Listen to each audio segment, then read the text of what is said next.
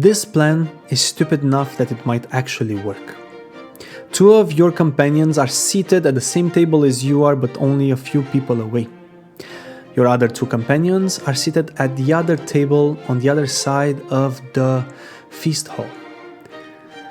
The target, the individual you've been hunting for so long, is seated at the other end of the table, only 20 people away from you. At a signal, one of your companions heavily leans on the table, almost making it flip. Most of the people on your side grab hold of the table to stop it from doing so. They give your companion an earful. They hang their head, apologizing profusely. 3, 2, 1. A huge clamor and explosion of screams and cusses comes from the other side of the great hall. People, food, drinks, and pots are scattered across the floor. The tables have been flipped. Immediately, servants and guardsmen react, run over to the people and start getting them back on their feet. This plan is stupid enough that it might actually succeed. You down the yellow swirling liquid contained in a small vial hidden on your person. As you do so, your companion this time actually flips the table, with everybody's attention being drawn to the other side of the chamber. Food goes everywhere, but as the potion takes effect, time seems to slow down. You see bits of food, of meat, of vegetables, pastries hanging in the air, barely moving towards the ground. You see splashes of liquid frozen in time. You see expressions of anger, of shock, of surprise plastered on the faces of the other participants at the feast. You, as a tabaxi, have the edge right now. You zigzag among the people still standing and race towards your target. You see this individual with a grimace of anger on their face. You throw a portable hole over their head and bunch up the cloth.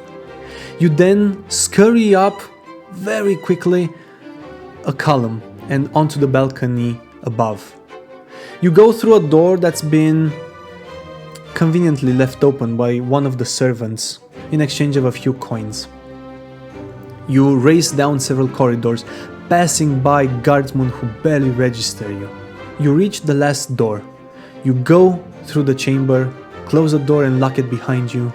You jump out the window and grab hold of the rope that you've set up, waiting this moment. Once at the base of the palace, you easily and quickly lose your trail down the dark and winding alleyways of the city below. The plan was stupid enough that it actually succeeded. Now, the only thing you are worried about is your companions, but the forged identities that they have should be sufficient to buy them enough time to escape. Welcome to today's episode.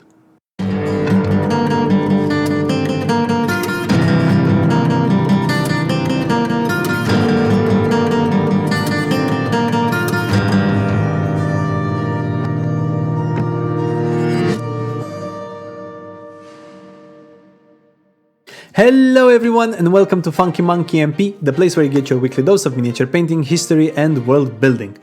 On today's episode, we will continue talking about feasts and table manners in medieval Europe, mostly. Before we do so, let us talk about the miniature. This is the giant octopus miniature from Deep Cuts, and we're gonna have a lot of fun with it today. I hope you enjoy. With that out of the way, let us get back to our story. Although the tone of the intro was a little bit more on the serious side, this episode, in my opinion, is quite lighthearted as we're gonna go through some of the rules and etiquette and expectations that one might have when participating in a feast in medieval times. If you haven't seen the first episode, make sure that you do so as it is quite interesting and the story has a continuation. Let us begin. First, a disclaimer. These rules and practices were set in place because at one point in history, somebody went and fudged things up for everyone else during a feast, and as such, certain rules and expectations were set for people partaking in feasts. Some of the rules are interesting, some of them are of common sense, and some of them are quite strange, but we'll discuss all of them. And some of them survived throughout the ages and still influence the way we eat and the way we behave around the table. With that being said, the first rule is, of course, quite good. I stand by it. Don't pick your nose during dinner. Sure, I think most of us, if not all of us, will agree this is a good rule. In connection to this one, don't pick your teeth. Again, quite okay. Don't pick your teeth using your dagger or your eating knife. I don't know why people would stick sharp blades between their teeth, but apparently somebody at one point did it. And it's not a good way of showing off your custom-made precious metal, gem-encrusted eating knife or dagger. It's not a good method. There is one more rule that I don't really understand, and I think this was a very isolated thing, or it was a rule that was meant to be bent but not broken. The rule states that you shouldn't talk unless you had to.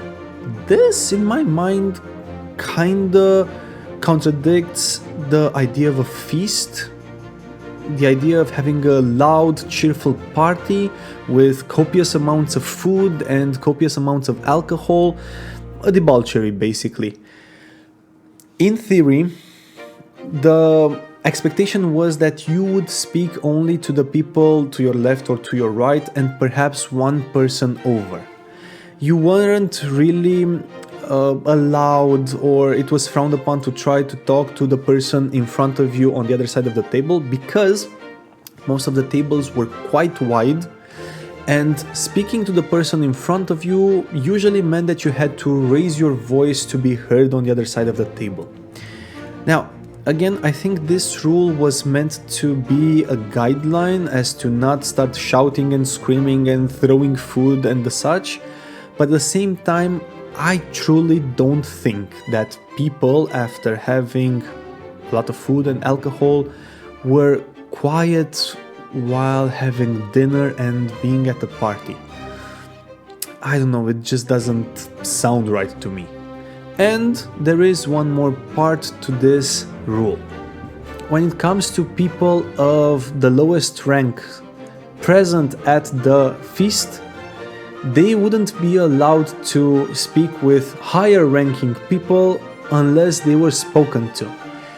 Now, I don't know if this refers only to servants not engaging in banter with a duke or a baron or the queen, but it doesn't specify, and I don't know if this only applies to servants or it also applies to the lowest ranking individuals present at the feast. But let's move on. No breaking wind. I agree with this. No burping. Okay, I understand it.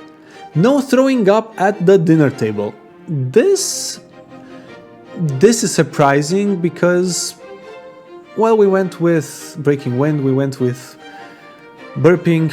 I think barfing was the next logical step. Of course, you were encouraged to go behind some drapes in the corner of the room, which is disgusting, but there were some rules when it came to throwing up, and doing it at the table was a big no-no. No reaching over the table.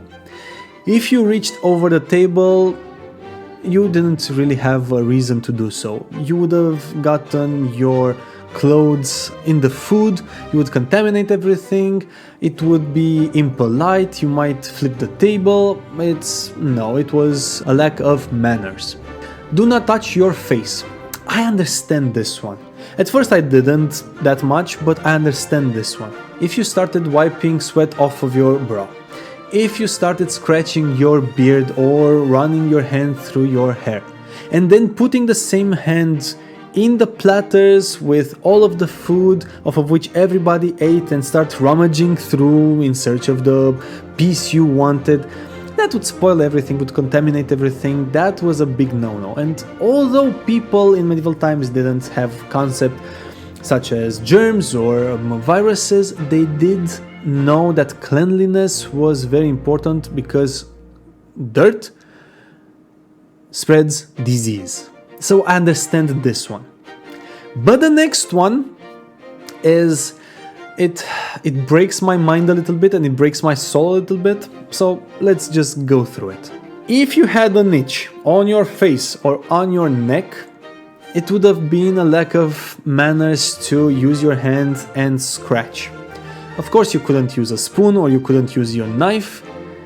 As such, you were encouraged, and it was common practice, to take a piece of bread, scratch your face or your neck, and then eat it.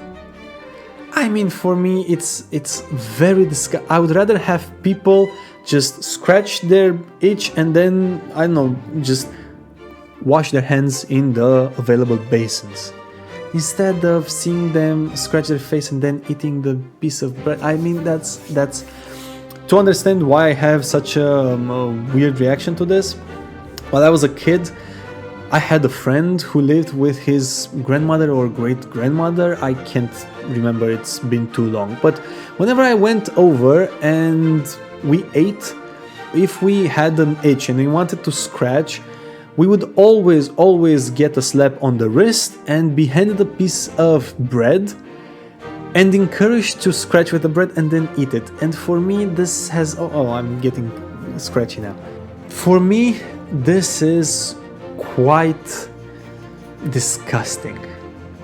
Before we move on, let's take a look at the miniature, see how it's coming along, and just wash my brain a little bit. I'm using Gene Stealer Purple to dry brush over the Zendry dust based underside of the miniature. Although that part of the mini will never again be visible after I glue it to the base, I'm still painting it, investing a bit of time in it. This is because I still haven't reached that point where I don't put in as much effort in the areas less visible, and it is practice, exercising my dry brushing. Also, to be honest, I got a little bit carried away, but it looks pretty good. Let us continue. Say hello to my lovely assistant. This is Mango Cherry Bubblegum. This is just part of her name, and she has many more, but apparently she's bored right now and she's very hungry, so she will start meowing like crazy in just a bit. Let us finish before I need to feed her, or otherwise she's gonna eat me. We don't want that. Let's continue. Don't shove food with your knife in your mouth.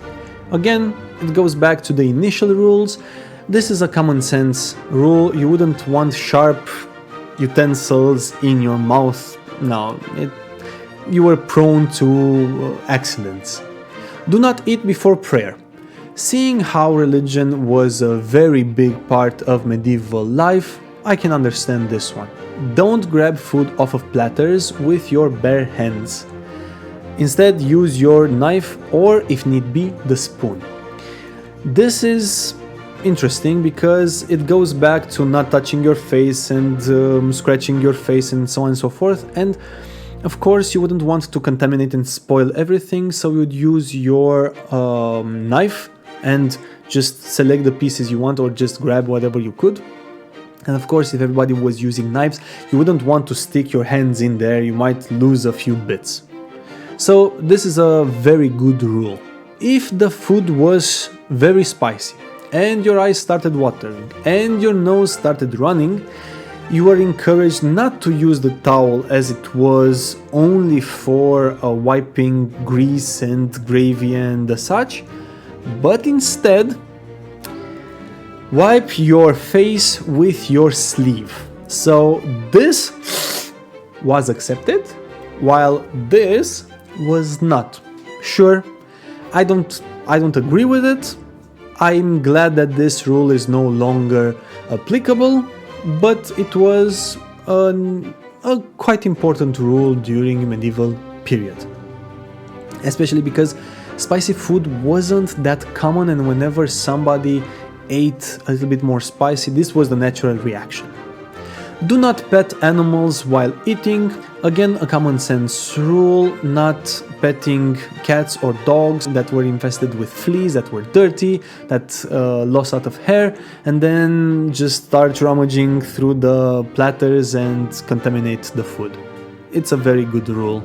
Do not drink too deeply. Now, I don't understand this one. I don't know if it refers to not having a lot of alcohol or beverages in general, or if it means it's impolite to just raise your cup and drain it in one go. It's debatable, but I guess I can see this, because even nowadays, if you drink some wine and you just chug the whole glass, you are regarded as being a little bit rude.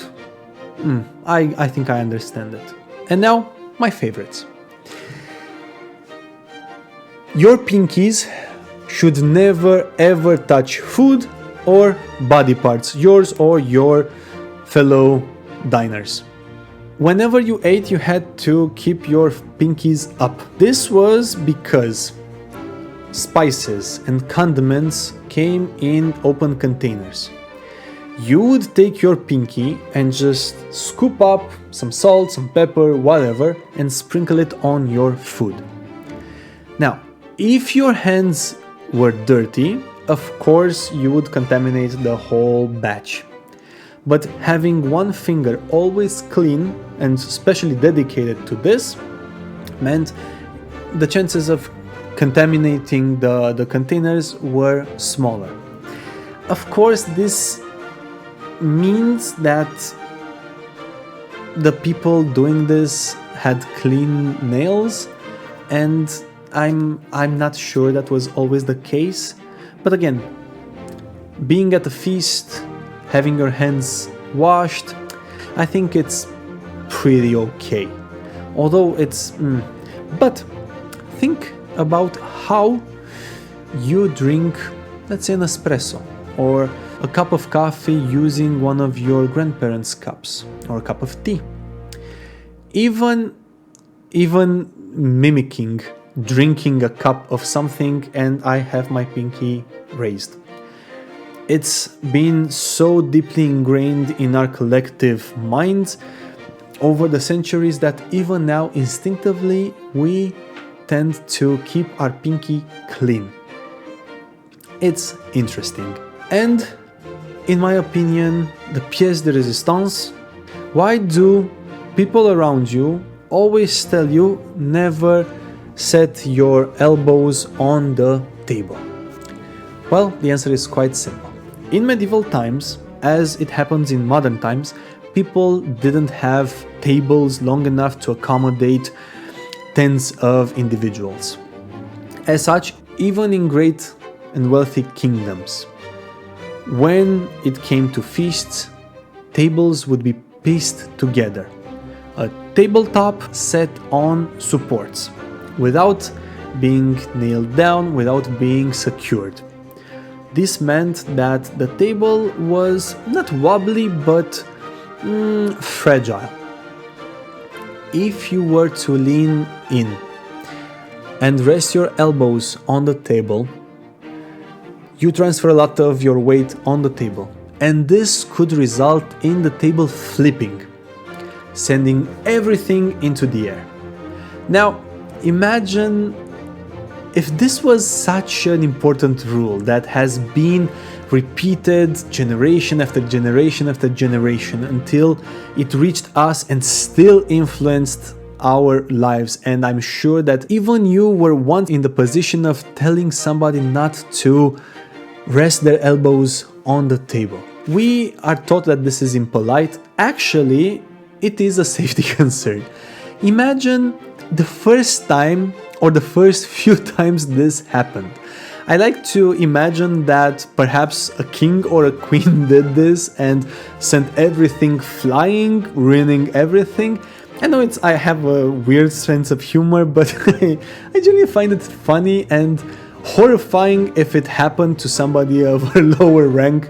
Imagine being a secretary or a scribe invited to attend a feast as part of the count's retinue or whatever, and you did this and you flipped the table. I don't think you ended up in a very good place. I know, poor people. Sorry.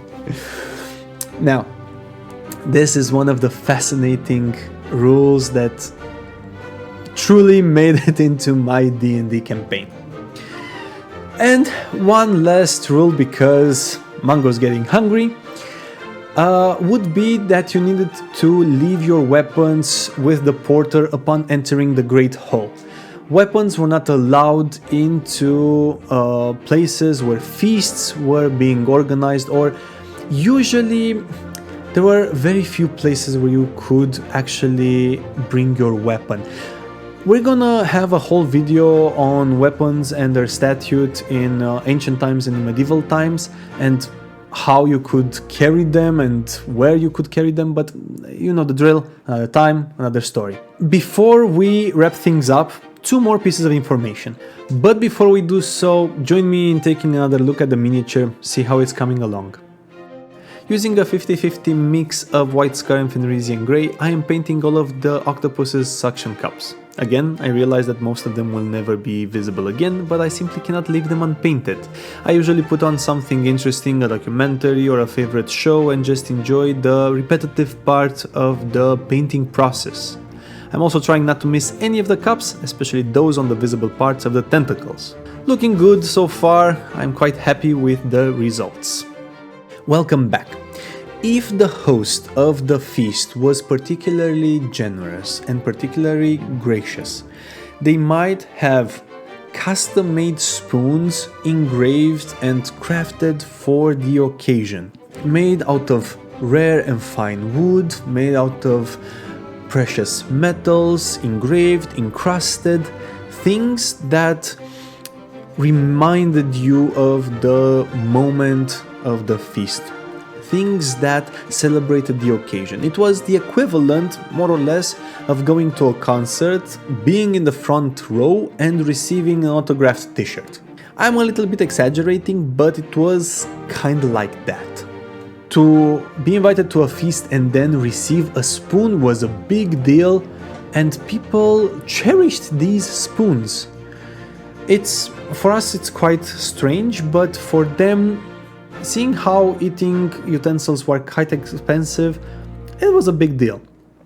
If you were quite wealthy and you really wanted to show off, you could bring your own spoon. And because you didn't want it to lose it, or you didn't want it to be pocketed by other people, you would tie it around your waist.